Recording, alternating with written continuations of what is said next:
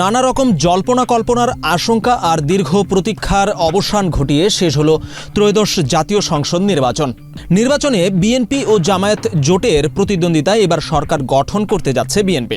এই নির্বাচনে অংশগ্রহণকারী ৫১টি নিবন্ধিত রাজনৈতিক দলের মধ্যে ৮টি দলের প্রার্থীরা জয়ী হয়েছেন। এর মধ্যে প্রতিষ্ঠার ৩৮ বছর পর প্রথমবারের মতো সংসদে প্রতিনিধিত্ব করার সুযোগ পেয়েছে ইসলামী আন্দোলন বাংলাদেশ। আর এরই মধ্যে ইতিহাসে প্রথমবারের মতো সংসদে যাচ্ছে চরমোনাই পীরের দলের বিজয়ী প্রার্থী। বাংলাদেশের নাম্বার 1 স্টিল বিএসআরএম। ১২ ফেব্রুয়ারি নির্বাচন শেষ হওয়ার পর রাতে ফলাফল ঘোষণা শুরু করে নির্বাচন কমিশন।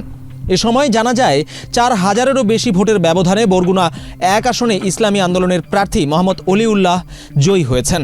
শুধু তাই নয়, দেশের এটি একমাত্র আসন এবং অলিউল্লাহ একজন প্রার্থী যিনি প্রথমবারের মতো হাত পাখা প্রতীকে সংসদ সদস্য নির্বাচিত হয়েছেন। বরগুনা ১ আসন আমতলী, তালতলী ও বরগুনা সদর উপজেলা নিয়ে গঠিত। এবারের সংসদ নির্বাচনে এই আসনে মোট ভোট কেন্দ্র ছিল ১৯০টি এবং মোট ভোটার সংখ্যা ৫,১৯,৪৬০।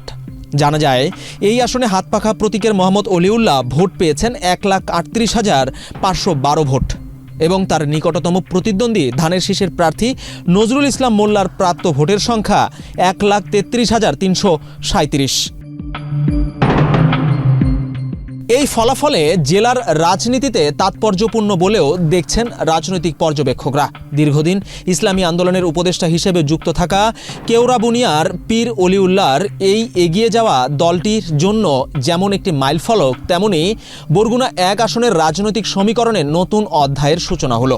এবারের নির্বাচনে জামায়াত জোট গঠনের সময় ইসলামী আন্দোলন বাংলাদেশ বা চরমোনাই পীরের দল অংশ ছিলেন।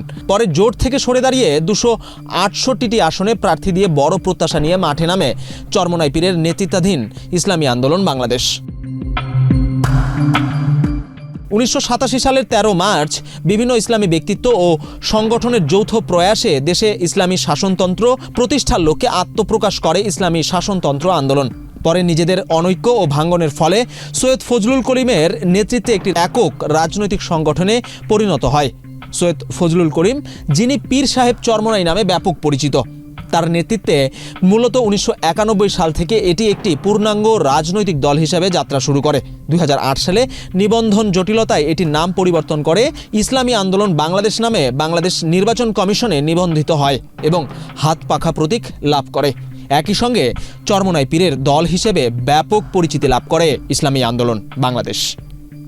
বিজন কুমার, বাংলাদেশ প্রতিদিন।